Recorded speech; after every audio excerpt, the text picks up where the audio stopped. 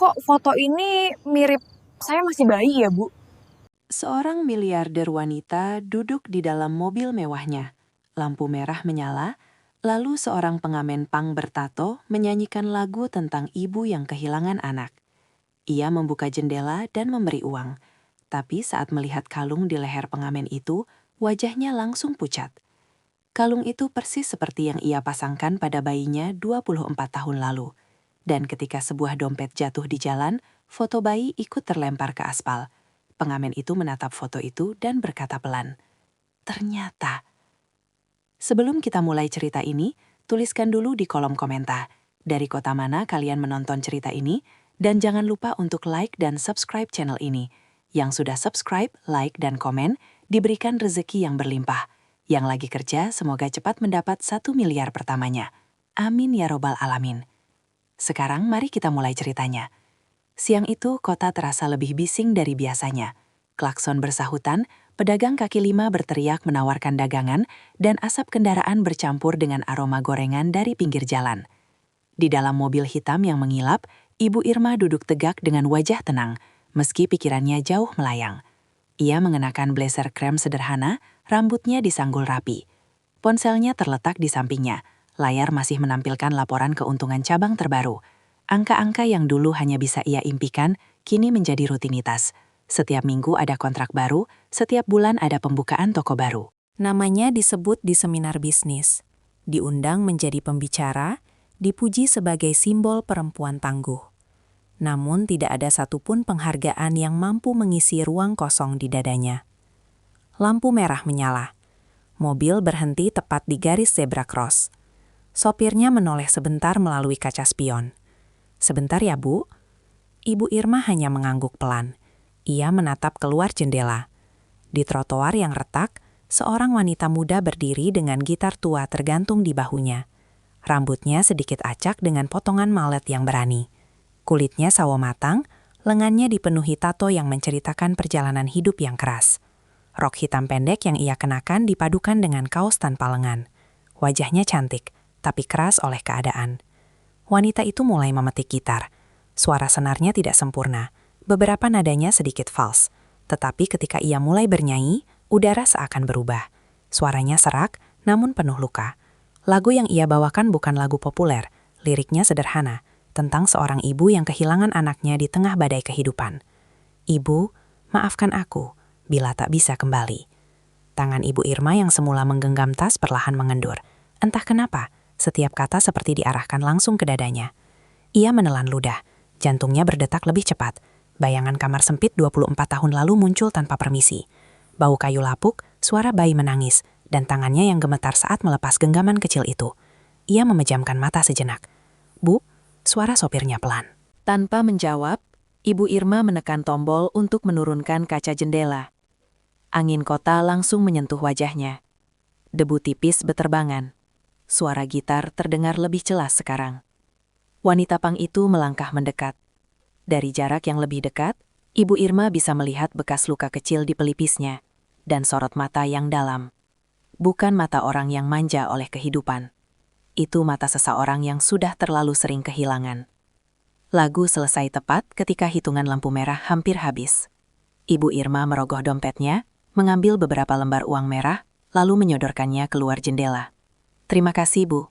Suara wanita itu rendah namun tulus. Dan saat itulah Ibu Irma melihatnya. Sebuah kalung kecil menggantung di leher wanita itu. Liontin berbentuk bulan sabit dengan ukiran sangat halus di pinggirnya. Logamnya tampak kusam karena usia, tapi bentuknya tidak salah. Jantung Ibu Irma berhenti sesaat. Tangannya membeku di udara. Ia pernah menyentuh kalung itu, ia pernah mengecup liontin itu sebelum mengalungkannya di leher seorang bayi mungil. Bahkan goresan kecil di sisi kiri bawah, persis sama. Tidak mungkin, batinnya berusaha menenangkan diri. Dunia terlalu luas untuk kebetulan seperti ini. "Bu," wanita itu menatapnya, sedikit heran karena Ibu Irma terlalu lama memandangi lehernya. Lampu lalu lintas berubah hijau. Klakson kendaraan belakang mulai bersahutan. Ibu Irma tersentak, menarik kembali tangannya. Mobil perlahan melaju meninggalkan persimpangan. Ia masih menoleh ke belakang, melihat wanita itu semakin kecil di kaca spion. Dadanya terasa sesak. "Ibu tidak apa-apa?" Sopirnya bertanya hati-hati. Tidak, hanya sedikit pusing. Jawabnya pelan. Namun itu bukan pusing biasa. Itu seperti masa lalu yang tiba-tiba hidup kembali. Sepanjang perjalanan, Ibu Irma tidak lagi memperhatikan gedung-gedung tinggi yang ia miliki sahamnya. Tidak memikirkan rapat sore ini. Pikirannya hanya berputar pada satu hal. Kalung itu. 24 tahun lalu. Sebelum meninggalkan bayinya di panti asuhan kecil di ujung kota, ia membeli kalung sederhana itu dari pedagang emas keliling. Bukan emas mahal. Hanya logam biasa dengan lapisan tipis. Ia mengukir huruf kecil di bagian belakang liontin. Huruf P yang hampir tak terlihat. P untuk Putri. Nama yang ia bisikan saat menggendong bayi itu untuk terakhir kalinya. Air mata tiba-tiba menggenang di sudut matanya.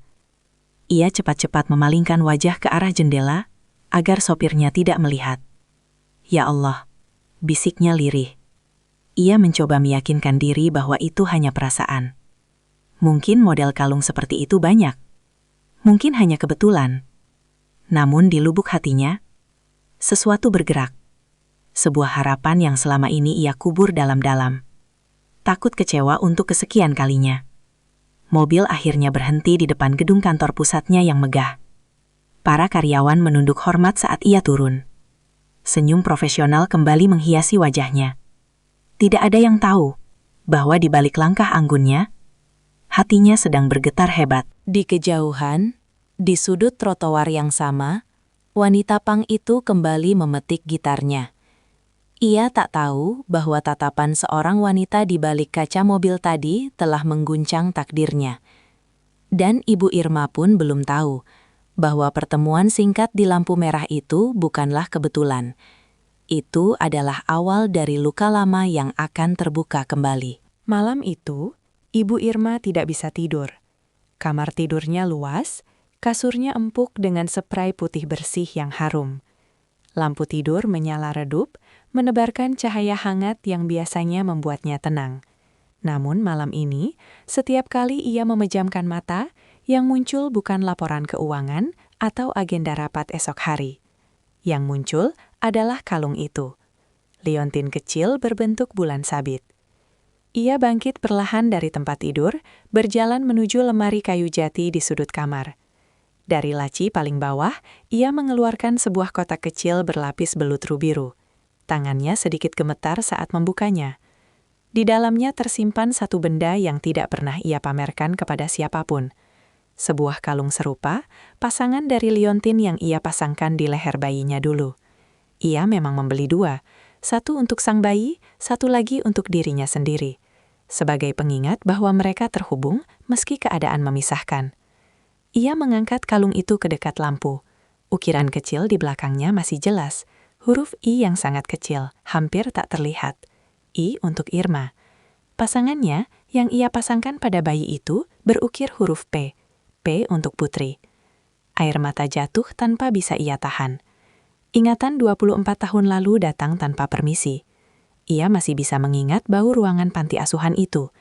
Dindingnya lembab, catnya mengelupas. Seorang wanita paruh baya menyambutnya dengan senyum datar. Saat itu, Ibu Irma masih sangat muda. Wajahnya pucat karena kurang makan. Bayi di pelukannya rewel, mungkin merasakan kegelisahan ibunya. Apa sudah yakin? Tanya pengurus panti dengan suara datar. Yakin. Kata itu terasa seperti pisau. Ia tidak pernah yakin. Ia hanya tidak punya pilihan. Suaminya pergi tanpa kabar sejak anak itu berusia 3 bulan, meninggalkan hutang dan cacian dari keluarga besar. Ibu Irma bekerja mencuci pakaian tetangga, tapi upahnya tidak cukup untuk membeli susu. Ia pernah mengencerkan susu dengan air lebih banyak agar bisa bertahan sampai akhir minggu. Setiap kali bayinya menangis karena lapar, hatinya seperti disayat. Malam sebelum ia membawa bayi itu ke panti, ia tidak tidur. Ia memeluk anaknya sepanjang malam, mencium rambut halusnya, mencium tangan kecilnya. Ia berulang kali berkata dalam hati bahwa ini bukan perpisahan selamanya. Ini hanya sementara. Ia akan kembali saat sudah mampu. Pagi itu, ia mengalungkan kalung kecil berbentuk bulan sabit ke leher bayinya. Ini tanda dari ibu, bisiknya sambil menangis. Kalau suatu hari kita bertemu lagi, ibu akan mengenalimu. Bayi itu tidak mengerti. Ia hanya menggenggam ujung jilbab ibunya dan tersenyum polos. Kenangan itu membuat dada Ibu Irma terasa sesak. Ia menutup kotak beludru itu perlahan, berjalan kembali ke tempat tidur, tapi bukannya berbaring, ia duduk memandangi dinding kosong. Kalung itu, wanita pang itu, wajahnya. Apakah mungkin? Tidak. Ia mencoba menenangkan diri. Usia wanita itu terlihat sekitar 25 tahun, sesuai dengan usia anaknya sekarang. Tapi kota ini besar, kalung serupa mungkin saja beredar. Dan anaknya, jika memang masih hidup, mungkin tumbuh di keluarga lain, mungkin bersekolah baik-baik, mungkin hidup layak, atau mungkin tidak. Pikiran itu membuatnya merinding. Pagi harinya, Ibu Irma berangkat lebih awal dari biasanya. Namun, bukannya menuju kantor, ia meminta supirnya mengarah ke satu tempat. Ke daerah lama, katanya pelan. Supirnya terkejut, tapi tidak bertanya. Mobil melaju menuju bagian kota yang jarang ia kunjungi lagi. Jalanan semakin sempit, bangunan semakin tua. Di sudut tertentu, ia melihat tempat ia dulu pernah mengontrak kamar kecil dengan atap bocor. Akhirnya mobil berhenti di depan lahan kosong yang dipagari seng berkarat. Disitulah dulu panti asuhan itu berdiri. Ia turun perlahan, sepatu hak tingginya menginjak tanah berdebu. Angin berembus membawa bau rumput liar. Tidak ada lagi bangunan, tidak ada papan nama. Hanya puing-puing sisa fondasi yang nyaris tak terlihat. Seorang pria tua yang sedang duduk di warung kecil tak jauh dari situ memperhatikannya. "Mencari siapa, Bu?" tanyanya. Ibu Irma mendekat. "Dulu di sini ada panti asuhan kecil, kira-kira 24 tahun lalu." Pria itu mengangguk pelan. "Oh, yang itu, sudah lama tutup. Pengurusnya pindah entah kemana. Banyak anak-anak dipindahkan, tapi tidak jelas kemana juga. Tidak ada arsip, tidak ada catatan." Pria itu menggeleng. "Zaman dulu mana rapi, Bu. Apalagi itu panti kecil, bukan resmi besar." Kata-kata itu seperti palu yang menghantam dadanya. Ia berdiri memandangi lahan kosong itu lama sekali. Bayangan dirinya yang masih muda muncul di benaknya. Berjalan keluar dari gerbang kecil dengan langkah limbung setelah meninggalkan bayinya di dalam. Ia ingat betul, saat itu ia menoleh untuk terakhir kali. Suara tangisan terdengar samar. Ia hampir berlari kembali masuk. Hampir membatalkan semuanya. Tapi ia terus melangkah. Karena ia percaya, ia akan kembali. "Maafkan Ibu," bisiknya sekarang di atas tanah kosong itu. Di sisi lain kota, pada waktu yang hampir bersamaan, wanita pang itu duduk di tepi trotoar sambil menghitung uang receh hasil mengamen semalam. Namanya Putri. Setidaknya itu nama yang ia pakai sejak remaja. Ia tidak tahu siapa yang memberinya nama itu. Ia hanya ingat seorang pengasuh panti dulu pernah memanggilnya begitu. Panti. Ya, ia memang pernah tinggal di panti kecil saat masih sangat kecil. Ingatannya samar. Ia hanya ingat dinding kusam dan bau obat nyamuk. Lalu suatu hari panti itu tutup. Ia dan beberapa anak lain dipindahkan. Hidupnya berpindah-pindah sampai akhirnya ia kabur saat remaja dan memilih jalanan. Yang selalu ia bawa hanyalah kalung kecil di lehernya. Ia tidak pernah melepasnya. Ia tidak tahu dari mana asalnya. Tapi setiap kali ia memegangnya ada perasaan hangat yang sulit dijelaskan. Seolah ada seseorang di masa lalu yang pernah sangat mencintainya. Putri menyentuh kalung itu sekarang, tanpa sadar. Tiba-tiba ia teringat wajah wanita di mobil kemarin. Tatapan itu berbeda. Bukan tatapan iba biasa. Ada sesuatu yang lebih dalam, lebih lama. Ia mengerutkan kening. Mengapa wanita itu memandang kalungnya seperti melihat hantu? Angin siang berembus, menerbangkan debu tipis di jalanan. Dua perempuan di dua sudut kota yang berbeda memegang kalung yang sama bentuknya. Keduanya belum tahu bahwa takdir sedang menarik benang yang lama terputus, dan luka yang selama ini terkubur perlahan mulai terbuka kembali. Beberapa hari setelah kunjungannya ke lahan kosong bekas panti, Ibu Irma mencoba kembali tenggelam dalam rutinitasnya. Rapat demi rapat ia jalani dengan wajah tenang. Para direktur memuji strategi ekspansinya. Laporan keuangan menunjukkan grafik yang terus naik. Semua terlihat sempurna. Namun di sela-sela pembicaraan tentang target penjualan dan pembukaan cabang baru, pikirannya sering melayang pada satu wajah. Wanita pang itu. Dan kalungnya. Siang itu setelah rapat besar di ruang konferensi lantai 20, Ibu Irma meminta semua orang keluar lebih dulu. Ia duduk sendiri di ujung meja panjang, memandangi pantulan dirinya di kaca gedung yang tinggi. Pantulan itu menunjukkan perempuan kuat, sukses, dan berkelas.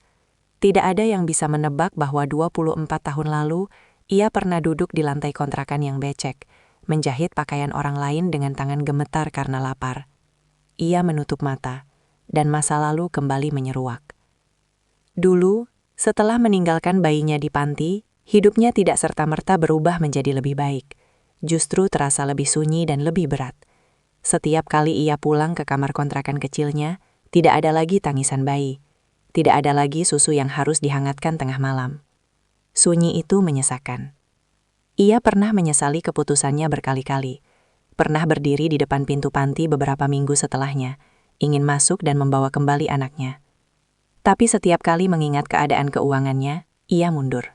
Ia tahu, cinta saja tidak cukup untuk mengenyangkan perut. Suatu hari, seorang tetangga yang bekerja sebagai penjahit menawarkan mesin jahit bekas dengan harga murah. Ibu Irma nekat meminjam uang untuk membelinya. Mesin itu tua dan sering macet. Jarumnya sering patah. Tapi disitulah awal segalanya. Malam-malam panjang ia habiskan menjahit baju pesanan tetangga. Tangannya berkali-kali tertusuk jarum. Darah menetes ke kain, membuatnya harus mengganti potongan kain dengan uang sendiri. Ia belajar dari kesalahan, memperbaiki pola, mencoba model baru. Ia tidak punya guru, hanya kemauan dan rasa bersalah yang besar. Setiap kali lelah, ia akan memegang kalung di lehernya dan berbisik, "Ibu akan kembali untukmu." Perlahan, pesanan bertambah. Dari hanya menjahit baju rumahan, ia mulai menerima pesanan seragam sekolah, lalu seragam kantor kecil.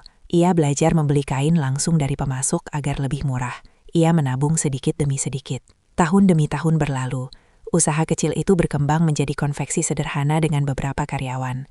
Ibu Irma bukan lagi perempuan yang menangis di kamar kontrakan. Ia menjadi perempuan yang dihormati karena ketekunannya. Tapi satu hal tidak pernah berubah. Setiap kali melihat anak kecil berusia sekitar 1 tahun, hatinya selalu bergetar. Kembali ke masa kini, Ibu Irma membuka mata. Ia berdiri dan berjalan menuju jendela besar di ruang rapat. Dari ketinggian itu, kota terlihat kecil.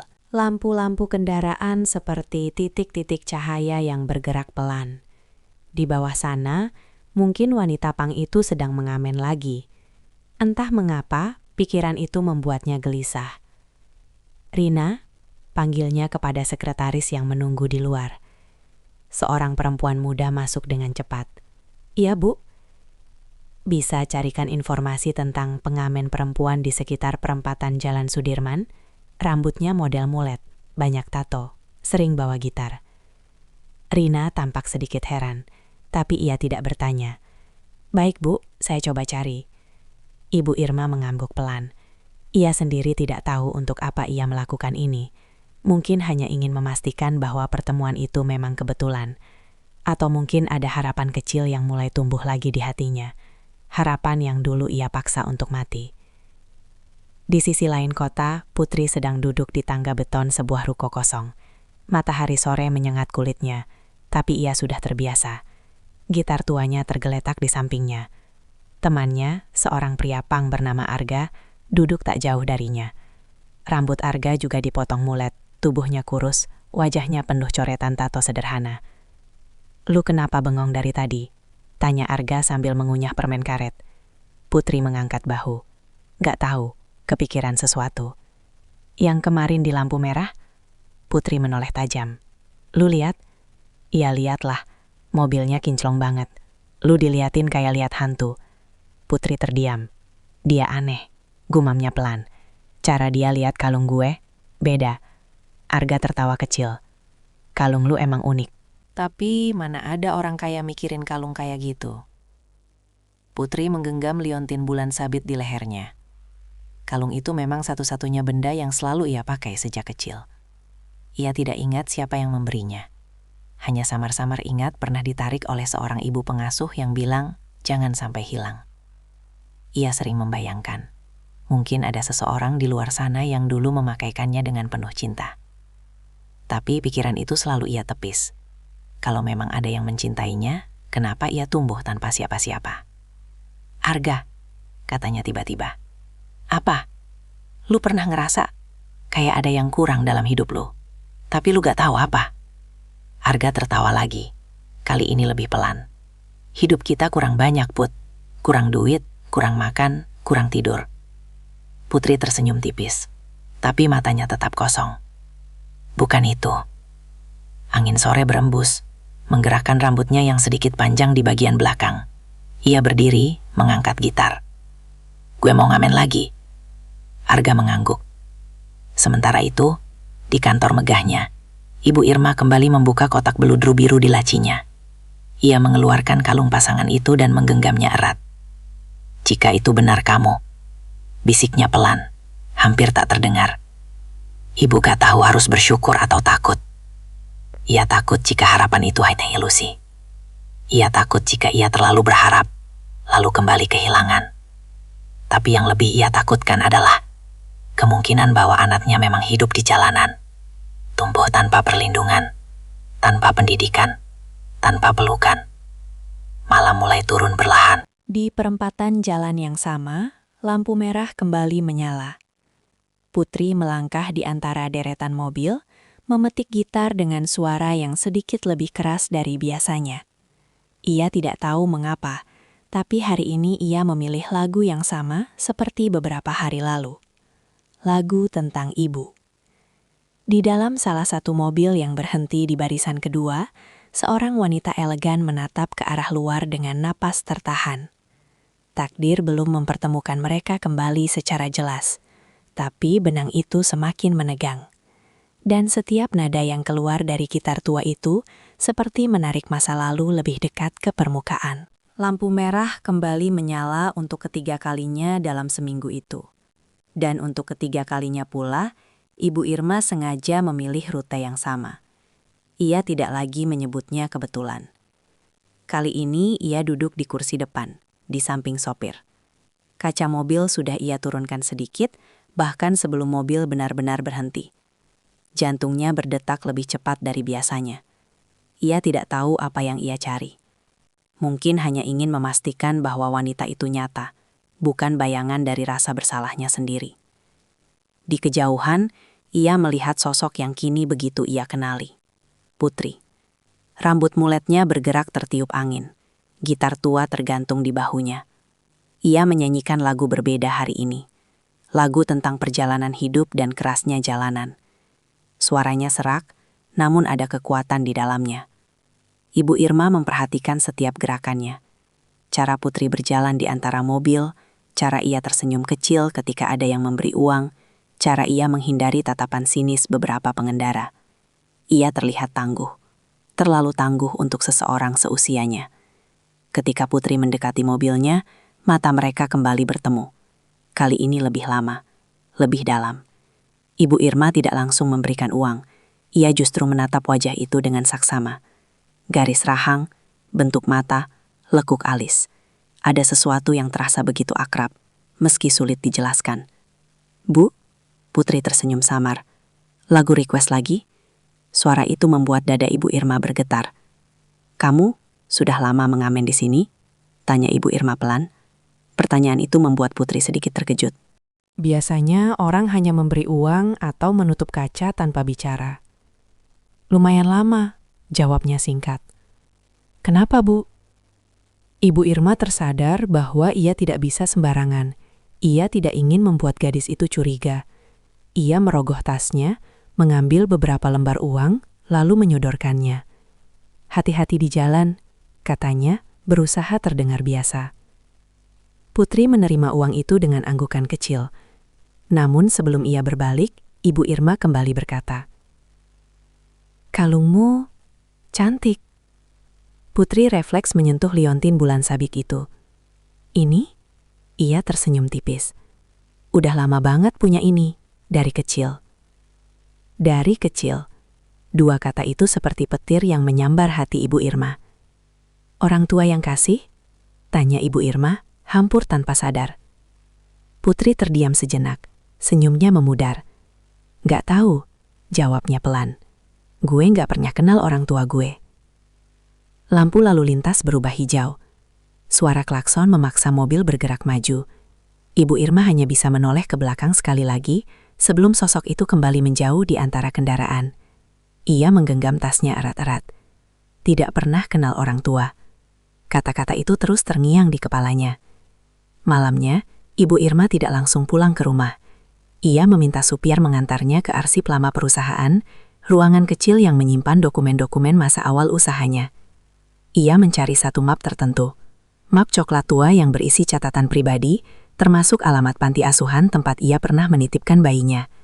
Ia menemukan alamat itu masih tertulis dengan tinta yang mulai pudar. Keesokan harinya, ia memutuskan untuk mencari lebih jauh. Bukan hanya melihat lahan kosong, tetapi mencari siapapun yang mungkin tahu kemana anak-anak panti itu dipindahkan. Ia mendatangi kantor kelurahan lama. Pegawai yang sudah tua membantunya membuka arsip-arsip lama. Berdebu, kusam, sebagian rusak. Panti ini kecil sekali dulu, kata pegawai itu sambil membolak-balik berkas. Tidak terdaftar resmi sebagai yayasan besar, jadi catatannya minim. Ibu Irma menahan napas. Tidak ada daftar nama anak-anak? Pegawai itu menggeleng pelan. Yang ada hanya laporan bahwa panti tutup sekitar 23 tahun lalu. Anak-anak dipindahkan ke beberapa tempat, tapi tidak ada rincian. Harapan yang baru saja tumbuh kembali terasa goyah. Ia keluar dari kantor kelurahan dengan langkah berat. Matahari siang terasa menyengat, namun ia tidak merasakannya. Pikirannya penuh oleh kemungkinan-kemungkinan. Jika Putri memang pernah tinggal di panti itu, dan panti itu tutup sekitar 23 tahun lalu, maka usia Putri sekarang memang sesuai. Namun masih terlalu banyak lubang dalam cerita. Di sisi lain kota, Putri duduk di warung kecil bersama Arga. Ia tampak lebih diam dari biasanya. "Lu kenapa sih dari kemarin?" Arga akhirnya bertanya. Putri menghela napas. "Arga, lu percaya gak sih kalau orang tua gue mungkin masih hidup?" Arga tertawa kecil. Tapi melihat wajah serius Putri, tawanya berhenti. Kenapa tiba-tiba nanya gitu? Gak tahu, cuma kepikiran. Ia memutar liontin bulan sabit di jarinya. Kadang gue mikir, mungkin mereka ninggalin gue karena gak mampu, bukan karena gak mau. Arga menatapnya beberapa detik. Kalau emang begitu, mereka harusnya nyari lo. Putri tersenyum pahit. Mungkin mereka nyari, mungkin gak nemu. Ia sendiri tidak tahu kenapa pikiran itu muncul. Mungkin karena tatapan wanita di mobil itu. Tatapan yang bukan sekadar iba, tapi seperti kehilangan. Malam turun perlahan. Kota kembali dipenuhi lampu dan bayangan. Ibu Irma duduk sendirian di ruang tamunya yang luas. Di depannya tergeletak dua benda. Kalung pasangan miliknya dan foto bayi yang selalu ia simpan di dompet.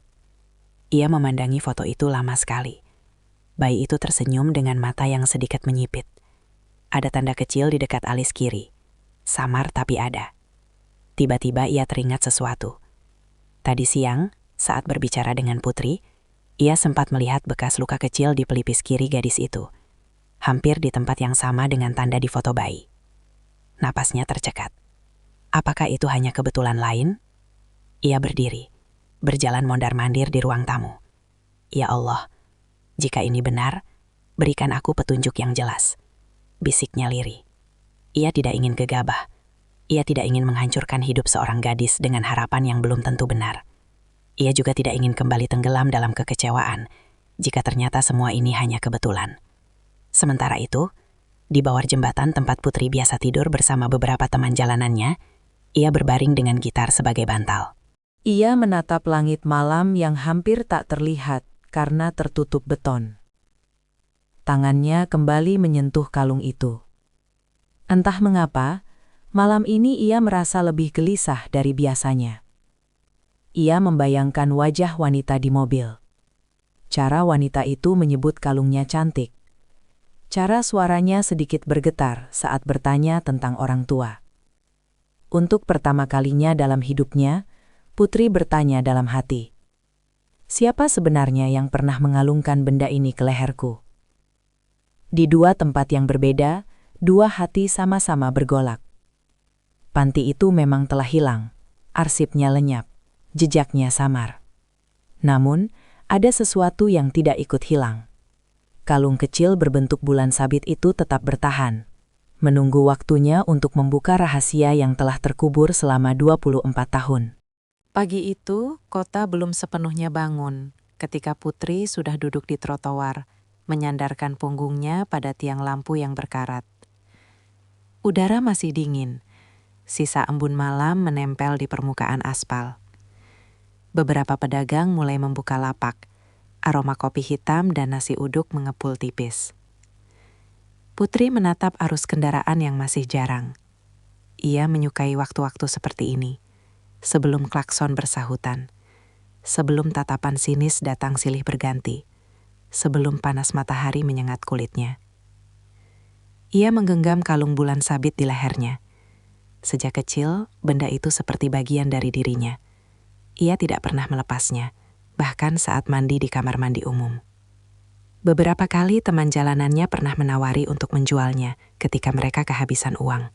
Tapi Putri selalu menolak. Ini bukan buat dijual, katanya tegas setiap kali. Ia sendiri tidak tahu alasannya. Hanya saja, setiap kali jari-jarinya menyentuh liontin itu, ada perasaan aneh yang muncul. Perasaan hangat yang kontras dengan kerasnya hidup yang ia jalani. Ingatan masa kecilnya samar-samar seperti kabut pagi. Ia hanya mengingat ruangan sempit dengan ranjang bertingkat. Suara anak-anak menangis. Seorang perempuan pengasuh yang wajahnya tidak jelas lagi dalam benaknya. "Putri, jangan lepas kalung itu ya." Suara samar itu masih kadang terngiang. Ia tidak tahu siapa yang memberinya nama Putri. Mungkin pengasuh itu, mungkin seseorang sebelumnya. Tidak ada yang pernah menjelaskan.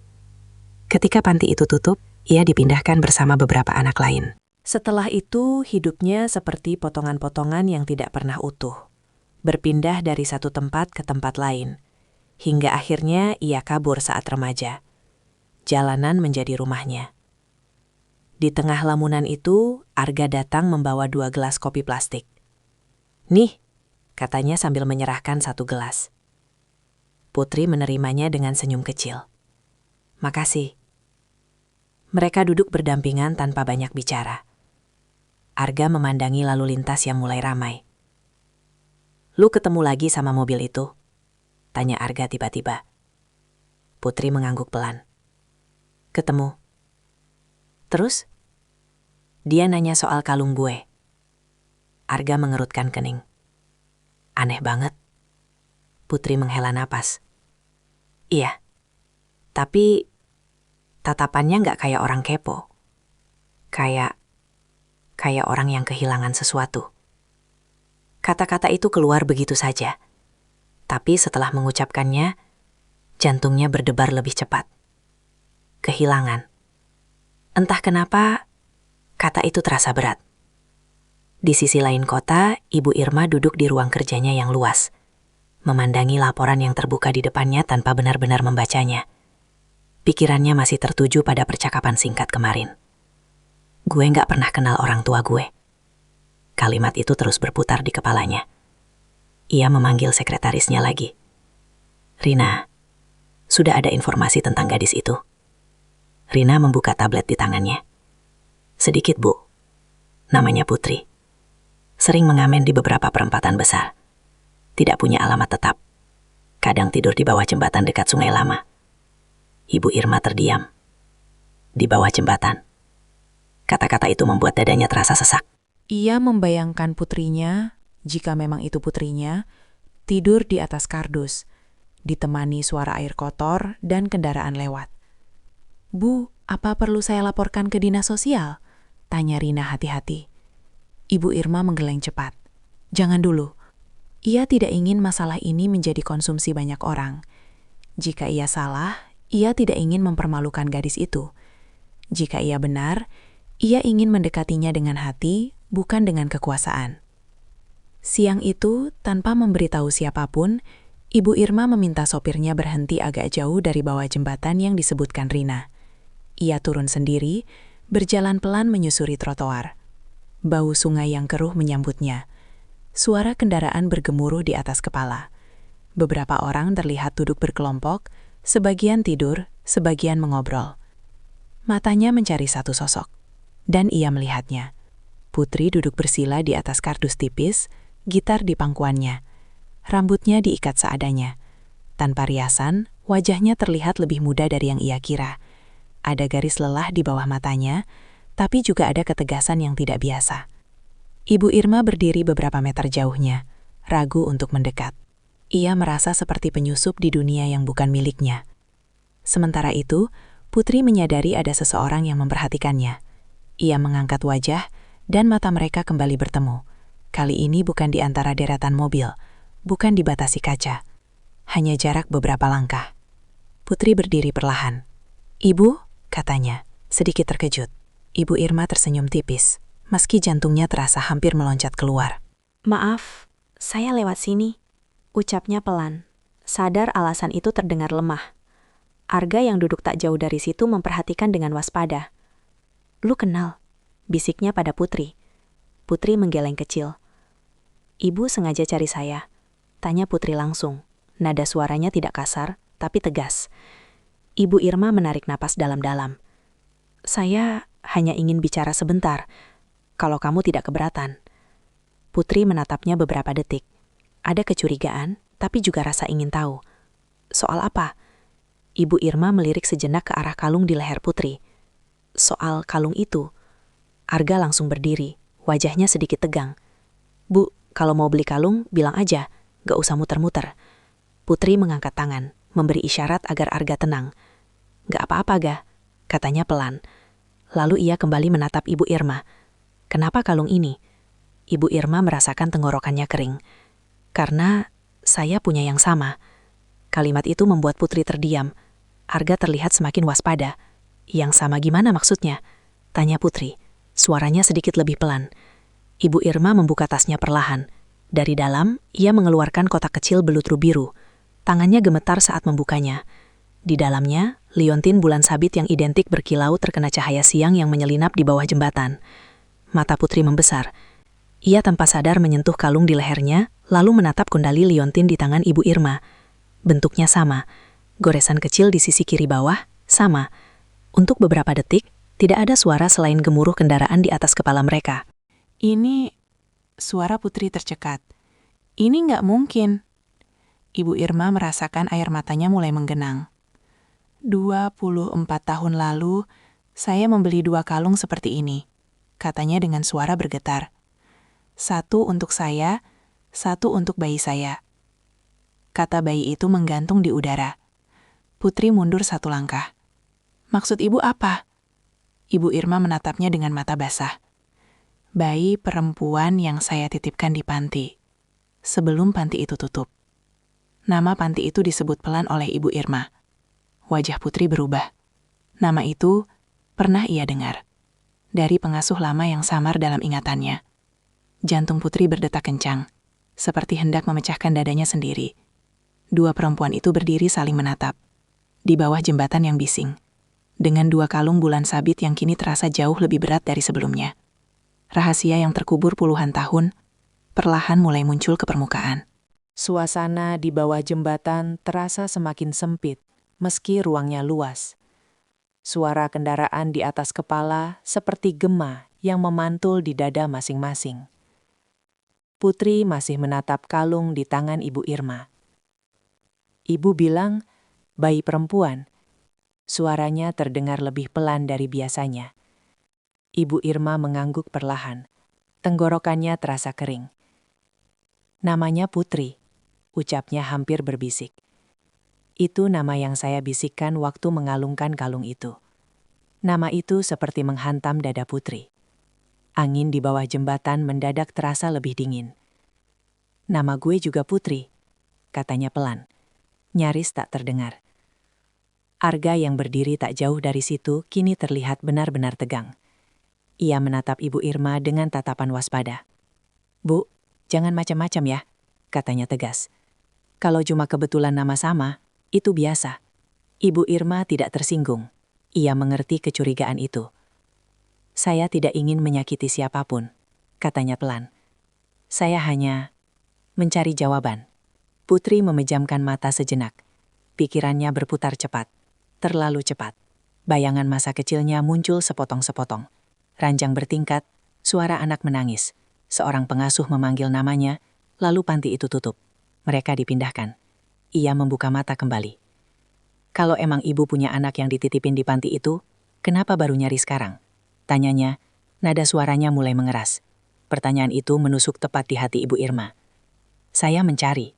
Jawabnya jujur. Waktu saya sudah mampu, saya kembali. Tapi pantinya sudah tutup. Arsipnya hilang. Jadi ibu nyerah. Potong Putri cepat. Ibu Irma menggeleng. Air matanya jatuh tanpa bisa ditahan. Tidak pernah ada satu hari pun saya tidak memikirkan anak saya. Hening menyelumuti mereka. Arga menatap Putri, seolah menunggu reaksinya. Putri merasa kepalanya penuh. Terlalu banyak informasi, terlalu banyak kemungkinan. Ia ingin marah, ingin tertawa, ingin pergi. Semuanya bercampur jadi satu. Gue butuh waktu, katanya akhirnya. Suaranya bergetar meski ia berusaha terlihat tegar. Ibu Irma mengangguk. Saya mengerti. Ia menutup kembali kotak beludru itu dan memasukkannya ke dalam tas. Kalau kamu bersedia, saya ingin bertemu lagi. Bukan di sini. Mungkin di tempat yang lebih tenang. Putri tidak langsung menjawab. Ia hanya mengangguk tipis. Ibu Irma melangkah pergi dengan hati yang campur aduk. Harapan dan ketakutan berjalan berdampingan di dalam dadanya. Malam itu hujan turun deras. Kota yang biasanya bising kini terdengar seperti dipukul ribuan jarum air. Di bawah jembatan, beberapa orang berusaha memindahkan barang-barang agar tidak terkena percikan hujan yang terbawa angin. Putri duduk memeluk lututnya, menatap aliran air yang mengalir deras di selokan. Kata-kata Ibu Irma terus berputar di kepalanya. 2 kalung, nama yang sama, panti yang sama. Lu percaya? Tanya Arga pelan dari sampingnya. Putri menggeleng, lalu mengangguk, lalu menggeleng lagi. Gue gak tahu. Jawabnya jujur. Takut kalau cuma kebetulan. Takut juga kalau ternyata benar. Takut kenapa kalau benar? Tanya Arga. Putri terdiam lama. Karena itu artinya, selama ini ada orang yang ninggalin gue. Kalimat itu keluar bersama air mata yang akhirnya jatuh. Arga tidak berkata apa-apa lagi. Keesokan harinya, hujan masih menyisakan genangan di beberapa sudut kota. Ibu Irma menghadiri rapat penting pagi itu, tapi pikirannya tidak fokus. Setelah rapat selesai, ia memutuskan untuk menyetir sendiri sebentar, sesuatu yang jarang ia lakukan. Ia ingin menenangkan pikirannya. Ia berhenti di sebuah toko bunga untuk membeli rangkaian kecil. Entah untuk siapa, ia sendiri tidak tahu. Mungkin hanya ingin membawa sesuatu yang indah di tengah pikirannya yang kacau. Setelah itu, ia kembali masuk ke mobil dan memarkir di pinggir jalan untuk menjawab beberapa panggilan. Tanpa ia sadari, dompetnya terjatuh saat ia turun tadi. Ia baru menyadarinya beberapa jam kemudian saat hendak membayar makan siang di sebuah restoran. Dompet saya? Gumamnya panik. Ia membuka tasnya, mengobrak-abrik isinya. Tidak ada. Wajahnya langsung pucat. Di dalam dompet itu bukan hanya uang dan kartu. Di dalamnya ada foto bayi yang selalu ia simpan selama 24 tahun. Ia segera kembali ke tempat ia parkir sebelumnya. Jantungnya berdetak tak karuan. Ia mencari di sekitar trotoar, di dekat toko bunga, di sela-sela mobil. Tidak ada. Nafasnya mulai tidak teratur. Ya Allah, bisiknya lirih. Foto itu lebih berharga dari apapun baginya. Sore itu, Putri berjalan menyusuri trotoar yang masih sedikit basah.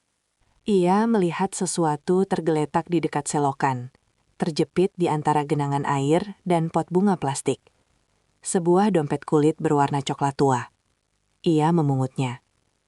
Arga, panggilnya. Arga mendekat. Dapat rejeki? Candanya. Putri membuka dompet itu perlahan. Uangnya cukup banyak. Kartu-kartu tersusun rapi. Ia membaca salah satu nama di kartu identitas. Irma. Jantungnya berdetak lebih cepat. Itu, gumamnya. Ia membuka bagian dalam yang lain. Sebuah foto kecil terlipat rapi di sela-sela dompet. Ia menariknya keluar. Foto seorang bayi perempuan tersenyum dengan mata sedikit menyipit. Di dekat alis kirinya ada tanda kecil yang samar.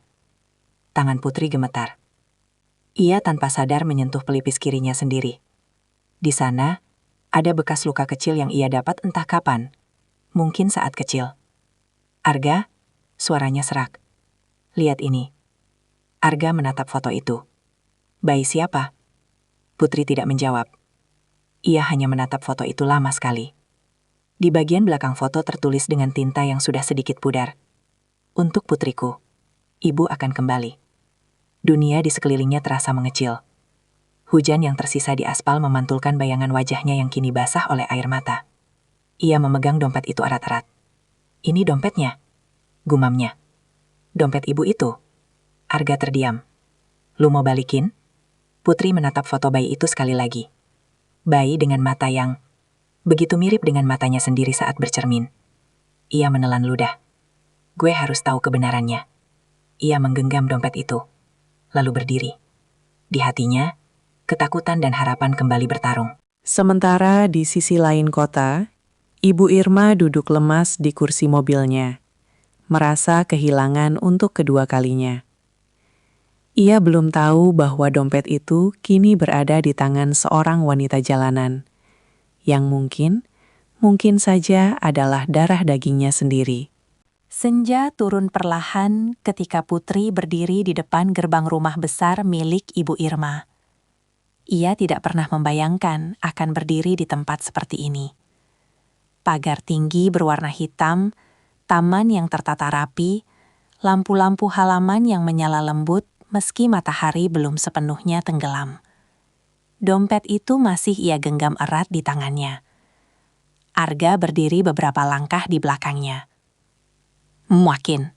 tanya Arga pelan. Putri menelan ludah. "Enggak, tapi gue harus." Ia menekan bel dengan jari yang sedikit gemetar. Beberapa detik terasa seperti menit yang panjang. Akhirnya pintu gerbang terbuka perlahan oleh seorang satpam yang memandangnya dengan tatapan curiga. "Ada perlu apa?" Putri mengangkat dompet itu. "Saya mau ketemu Ibu Irma. Ini dompetnya." Satpam itu tampak ragu, tapi akhirnya mempersilahkan mereka menunggu di teras depan setelah menghubungi seseorang lewat interkom. Tak lama kemudian, pintu utama terbuka. Ibu Irma muncul dengan wajah yang masih menyimpan jejak kecemasan. Matanya langsung tertuju pada sosok Putri di depan pagar. Jantungnya berdetak lebih cepat. Putri melangkah maju. "Ibu kehilangan ini," katanya pelan sambil menyerahkan dompet. Ibu Irma menerimanya dengan tangan gemetar. "Terima kasih." Suaranya lirih, penuh kelegaan dan sesuatu yang lebih dalam. Ia membukanya cepat-cepat, memeriksa isinya. Kartu-kartu masih ada, uangnya utuh. Lalu ia membuka bagian dalam yang paling kecil. Foto bayi itu masih di sana. Ia menghembuskan napas panjang, hampir seperti orang yang baru saja selamat dari tenggelam. "Semuanya lengkap," katanya. Putri hanya mengangguk.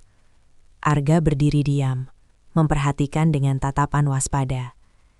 Ibu Irma hendak menutup dompet itu kembali, ketika tiba-tiba foto kecil itu terlepas dari selalipatannya dan jatuh ke lantai teras, lalu meluncur pelan hingga berhenti di atas aspal halaman.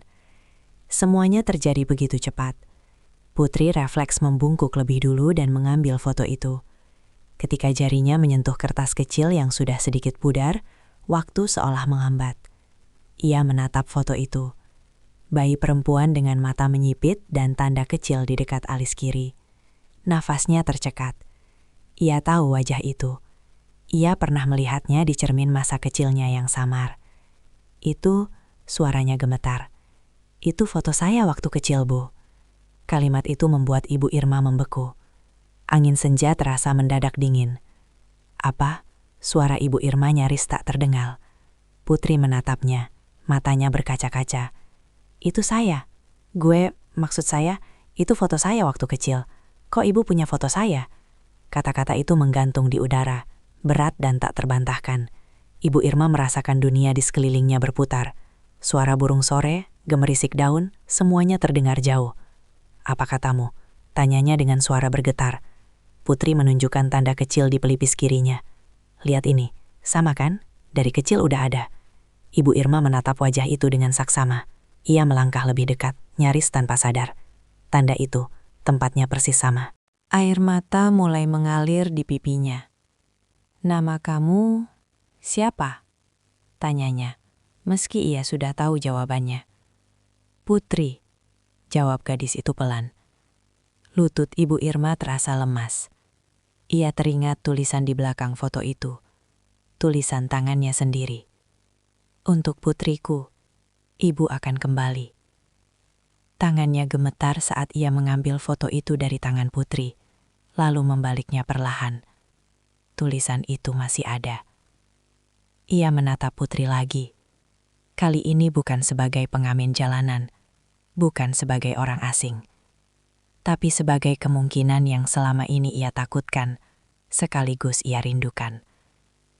Kalungmu, suaranya hampir pecah. Boleh saya lihat? Putri menyentuh liontin bulan sabit di lehernya, lalu melepasnya perlahan. Ia menyerahkannya dengan tangan gemetar. Ibu Irma membandingkan dengan liontin yang ia keluarkan dari tasnya.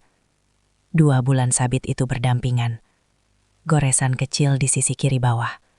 Ukiran huruf kecil di belakang. Tangan Ibu Irma hampir tak mampu menahan gemetar saat ia membalik liontin milik Putri. Huruf kecil P terukir samar di sana. Ia tidak sanggup lagi menahan tangis. Ini huruf P, bisiknya.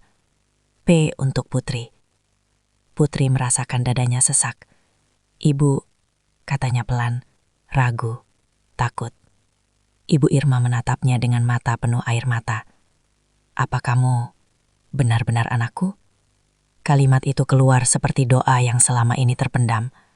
Arga mundur 1 langkah, menyadari bahwa momen ini bukan lagi tentang dirinya. Putri terdiam. Selama 24 tahun, ia hidup dengan keyakinan bahwa ia tidak punya siapa-siapa, bahwa ia ditinggalkan tanpa alasan.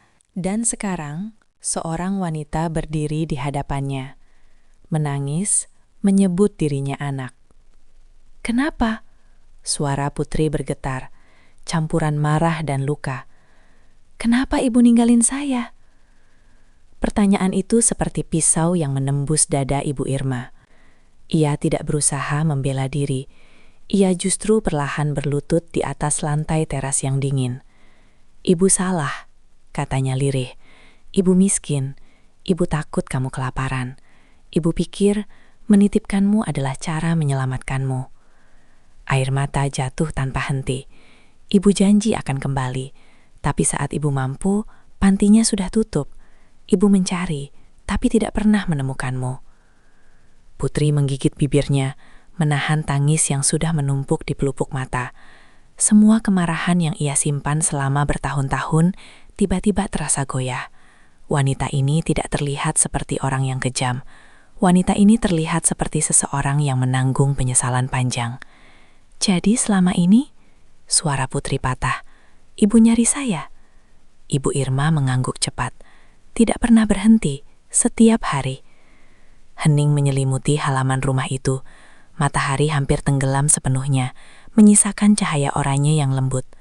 Putri berdiri kaku, kalung bulan sabit di tangannya terasa lebih berat dari sebelumnya. Ia menatap Ibu Irma yang masih berlutut, menangis tanpa gengsi. Hati yang selama ini ia lapisi dengan ketegaran jalanan mulai retak. Ia tidak tahu apakah ia siap memaafkan. Ia tidak tahu apakah ia siap percaya. Tapi satu hal kini tak bisa ia bantah.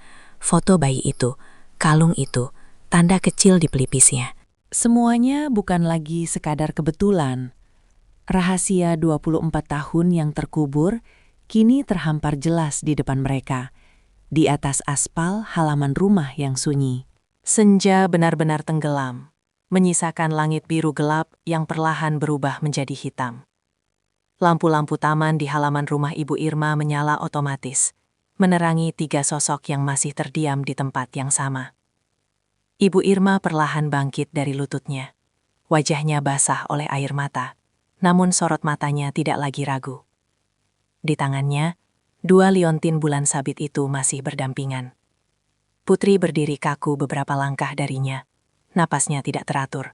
Dadanya terasa sesak, seperti habis berlari jauh. Arga mendekat sedikit, tapi tetap menjaga jarak. Ia bisa merasakan bahwa ini bukan lagi sekadar pertemuan biasa. Ini adalah sesuatu yang jauh lebih besar dari yang ia bayangkan. "Masuklah dulu," ucap Ibu Irma pelan. Suaranya masih bergetar. "Kita bicara di dalam. Tidak perlu berdiri di luar seperti ini." Putri menoleh sekilas ke arah Arga. "Gue di sini aja," bisik Arga. "Lu masuk." Putri ragu beberapa detik, lalu akhirnya melangkah mengikuti Ibu Irma masuk ke ruang tamu. Ruangan itu luas dan wangi. Sofa empuk berwarna krem tersusun rapi. Lampu gantung kristal memantulkan cahaya lembut. Semuanya terasa asing bagi Putri, seperti dunia lain yang tidak pernah ia pijak. Ia berdiri canggung di dekat pintu. Ibu Irma menyadari itu. "Duduklah," katanya lembut. Putri duduk di ujung sofa. Tubuhnya tegang. Gitar tuanya masih ia genggam erat, seolah menjadi pelindung terakhir yang ia miliki. Ibu Irma duduk di seberangnya. Di antara mereka, meja kaca dengan 2 kalung yang kini terletak berdampingan. Beberapa detik tidak ada yang berbicara. Akhirnya Putri yang memecah keheningan. Kalau memang saya anak ibu, ia berhenti, menelan ludah. Kenapa ibu gak pernah nemuin saya? Pertanyaan itu tidak lagi penuh amarah seperti sebelumnya, tapi tetap berat. Ibu Irma menghela napas panjang. Ibu kembali ke panti itu 5 tahun setelah menitipkanmu, katanya pelan. Waktu itu usaha ibu mulai berkembang. Ibu pikir sudah cukup untuk membawamu pulang. Ia menatap kalung di meja. Tapi bangunannya kosong. Pengurusnya pindah tanpa kabar. Ibu cari ke sana kemari. Tanya kelurahan, tanya warga sekitar. Tapi tidak ada yang tahu kemana anak-anak dipindahkan. Putri mendengarkan dengan mata berkaca-kaca. Ibu tidak berhenti di situ. Lanjut Ibu Irma. Setiap kali ibu punya waktu, ibu cari informasi. Tapi semakin lama, jejaknya semakin hilang. Ia menunduk. Ibu gagal menemukanmu. Kata gagal itu terasa jujur.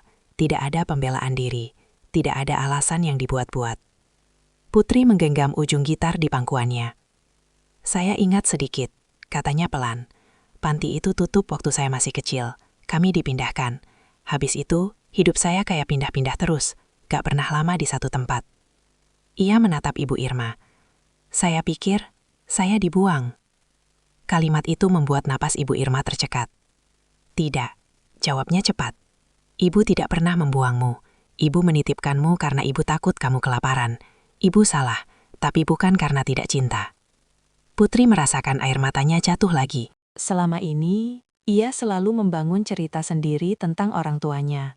Cerita bahwa mereka tidak peduli, bahwa mereka sengaja meninggalkannya. Sekarang, cerita itu retak. Kenapa gak bilang dari awal waktu ketemu di lampu merah? Tanyanya. Ibu Irma tersenyum pahit. Ibu takut salah orang. Ibu takut menyakiti hatimu kalau ternyata hanya kebetulan. Ia menunjuk kalung di meja. Tapi waktu lihat ini, hati ibu seperti bilang jangan lewatkan lagi. Hening kembali turun. Suara jam dinding terdengar pelan di sudut ruangan. Putri menatap sekeliling. Ruah ini besar, hangat, penuh cahaya. Kontras dengan bawah jembatan tempat ia tidur. Jadi sekarang, ibu mau apa? Tanyanya akhirnya.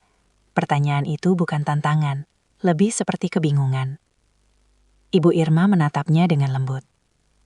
Ibu tidak mau memaksamu apapun, katanya jujur. Ibu hanya ingin kesempatan. Kesempatan untuk mengenalmu, untuk memperbaiki apa yang bisa diperbaiki. Putri terdiam lama. Di dalam dirinya, 2 suara bertarung. Satu suara penuh luka, suara yang mengingat malam-malam dingin, perut lapar, tatapan hina, suara yang berkata bahwa tidak ada yang bisa menghapus semua itu. Suara lain lebih pelan, suara yang mengingat kalung kecil di lehernya, suara yang selalu bertanya siapa yang pernah memakaikannya dengan cinta. Saya butuh waktu, katanya akhirnya. Ibu Irma mengangguk cepat. Sebanyak yang kamu butuhkan. Putri berdiri perlahan. Saya gak janji bisa langsung nerima semuanya, lanjutnya. Terlalu banyak tahun yang lewat. Ibu tahu, jawab Ibu Irma. Putri mengambil kembali kalungnya dari meja, lalu mengenakannya lagi di lehernya. Liontin itu terasa berbeda sekarang. Bukan lagi sekadar misteri, tapi potongan masa lalu yang mulai menemukan tempatnya. Ia berjalan menuju pintu. Sebelum keluar, ia berhenti dan menoleh. Ibu, panggilnya pelan. Kata itu keluar hampir tanpa sadar. Ibu Irma menatapnya, mata kembali berkaca-kaca.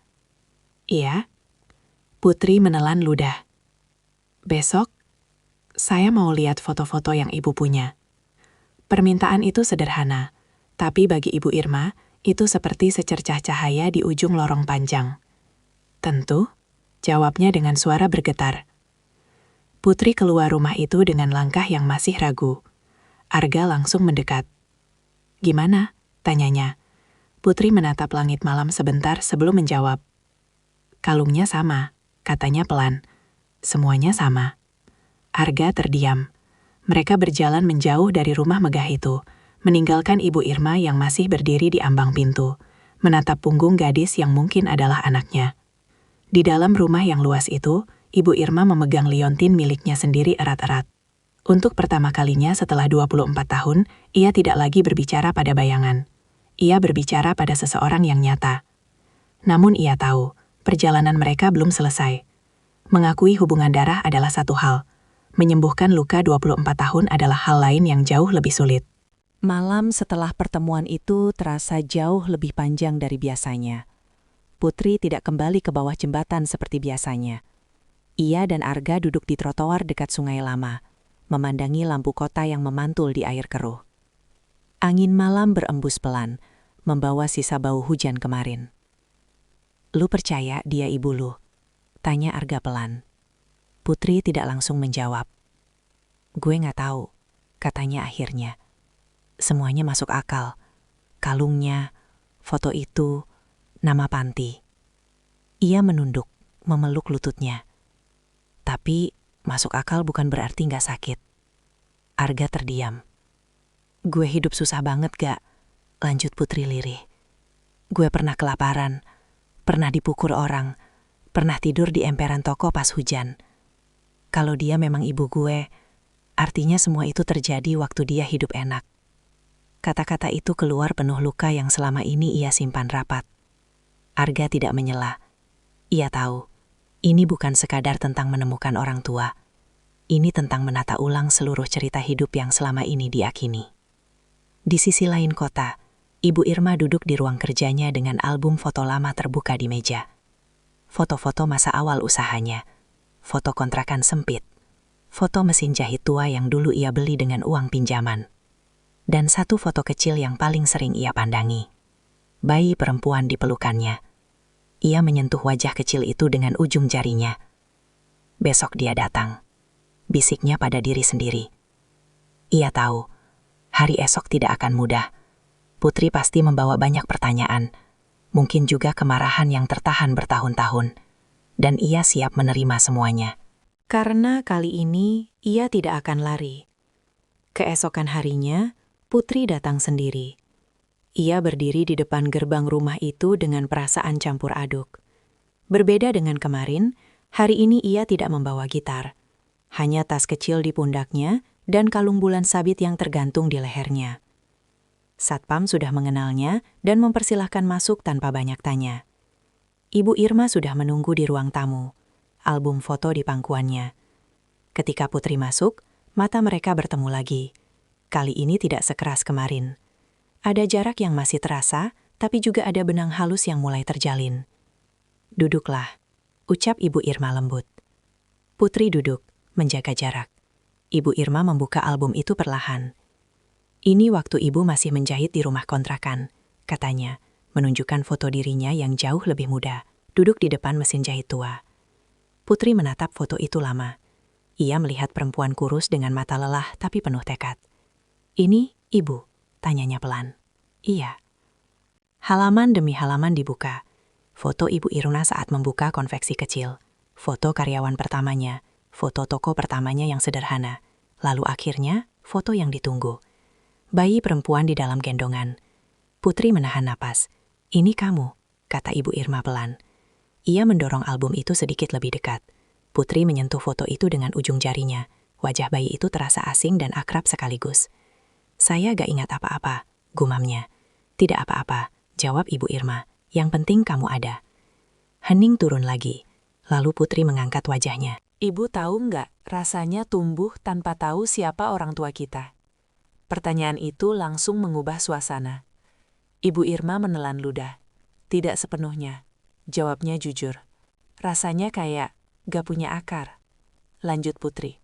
Suaranya mulai bergetar. Orang lain cerita soal ibu mereka, soal ayah mereka. Gue cuma bisa diem. Gue pernah bohong, bilang orang tua gue kerja di luar kota. Padahal gue gak tahu mereka hidup atau mati. Air matanya mulai jatuh.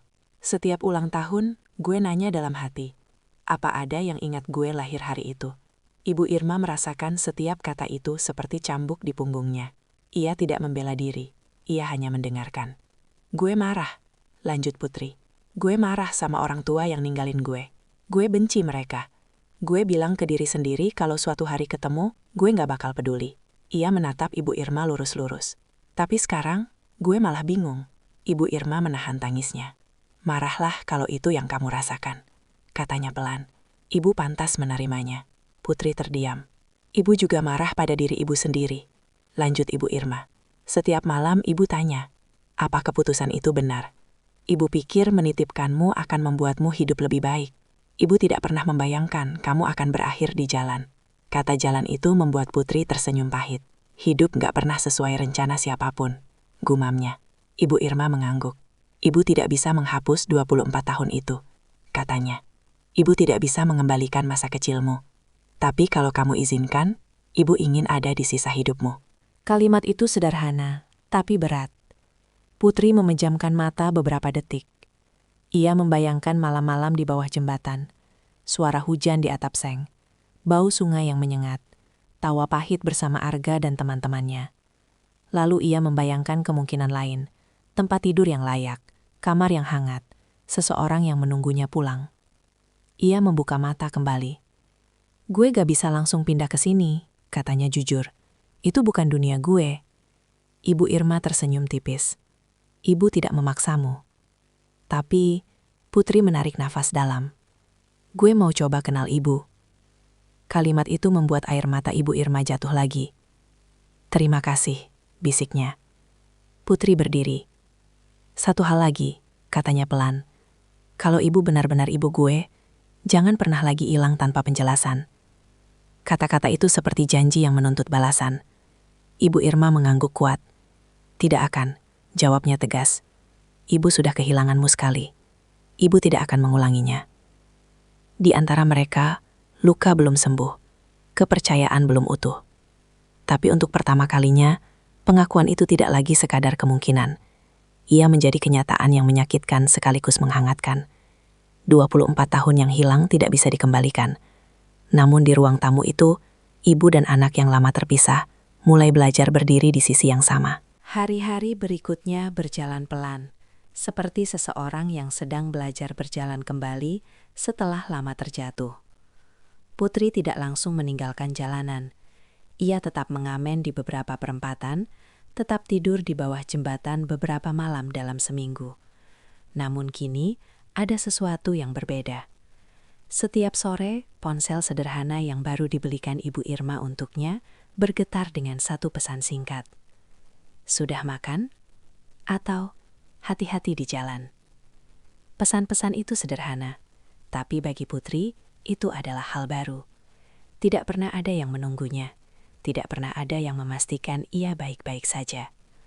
Pertama kali menerima pesan itu, ia hanya menatap layar lama sekali sebelum membalas singkat. Sudah. Tidak ada kata ibu di sana. Belum. Di rumah besar itu, Ibu Irma mulai membiasakan diri dengan rutinitas baru. Ia tidak lagi hanya menunggu laporan keuangan atau jadwal rapat. Ia menunggu balasan pesan. Ia menahan diri untuk tidak berlebihan, tidak menelpon terus-menerus, tidak menjemput paksa. Ia tahu kepercayaan harus dibangun perlahan. Suatu sore, Putri datang lagi ke rumah itu. Kali ini bukan untuk membahas masa lalu. Hanya untuk makan malam bersama. Ia duduk di meja makan panjang yang biasanya hanya diisi Ibu Irma sendirian. Hidangan tersaji rapi, sup hangat, sayur, ikan bakar. Putri memandang semuanya dengan canggung. Gue biasa makan nasi bungkus, katanya pelan. Ibu Irma tersenyum lembut. Tidak apa-apa, anggap saja ini nasi bungkus versi rumah. Putri tertawa kecil. Tawa yang ringan meski masih hati-hati. Mereka makan dalam suasana yang tidak sepenuhnya nyaman, tapi juga tidak lagi sekeras sebelumnya. Di sela-sela makan, Putri tiba-tiba berkata, "Ibu, waktu ninggalin saya dulu, Ibu nangis." Pertanyaan itu membuat sentok di tangan Ibu Irma berhenti. Ia menatap Putri dengan mata berkaca-kaca. "Ibu tidak berhenti menangis semalaman sebelum hari itu," jawabnya jujur. Dan setelahnya pun, ibu menangis bertahun-tahun. Putri terdiam. Ia mencoba membayangkan perempuan muda yang kurus dan ketakutan, berdiri di depan panti, menggenggam bayi kecil. Untuk pertama kalinya, ia melihat ibunya bukan sebagai orang kaya raya, tapi sebagai perempuan yang pernah terdesak oleh keadaan. "Gue dulu benci banget sama orang tua gue," katanya pelan. "Gue pernah bilang dalam hati, kalau ketemu, gue bakal pura-pura gak kenal." Ibu Irma mengangguk perlahan. "Itu hakmu." Tapi waktu lihat ibu nangis kemarin, Putri menelan ludah. "Gue gak bisa." Hening turun di antara mereka. Bukan hening yang canggung, tapi hening yang pelan-pelan menyembuhkan. Beberapa hari kemudian, sesuatu terjadi yang mengguncang lagi perasaan mereka. Malam itu hujan turun deras. Putri memutuskan tetap tidur di bawah jembatan bersama Arga dan beberapa teman lain. Ia belum siap sepenuhnya meninggalkan tempat itu. Sekitar tengah malam, sekelompok orang tak dikenal datang dan mengusir mereka. Ada yang melempar barang, ada yang berteriak agar mereka pergi. Putri hampir terjatuh saat mencoba menyelamatkan gitar tuanya. Arga berteriak memanggilnya. Di tengah kekacauan itu, Putri merogoh tas kecilnya dan mengambil ponsel. Tangannya gemetar saat mengetik satu pesan. "Ibu." Hanya satu kata itu. Beberapa detik kemudian, ponselnya bergetar.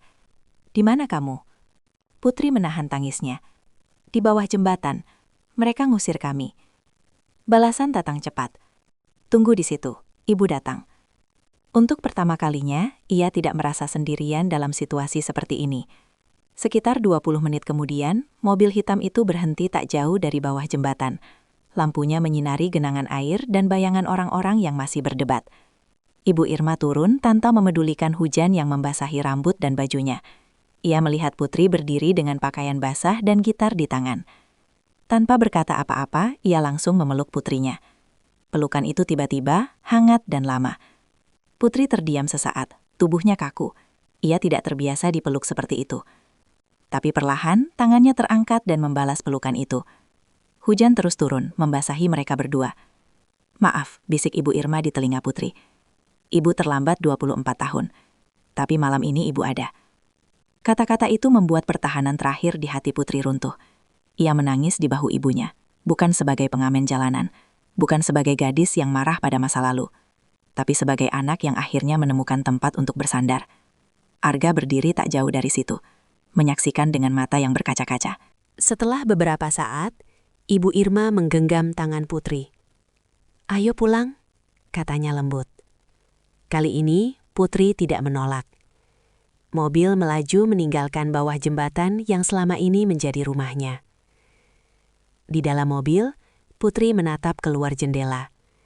Lampu-lampu kota terlihat berbeda malam ini. Ia tidak tahu seperti apa hari-hari ke depan. Ia tidak tahu seberapa cepat ia bisa menyesuaikan diri.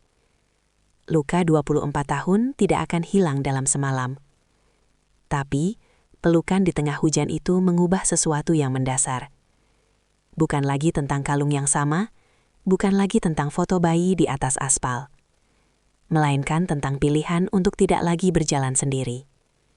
Dan untuk pertama kalinya sejak ia bisa mengingat, Putri merasa bahwa mungkin saja, ia benar-benar punya rumah.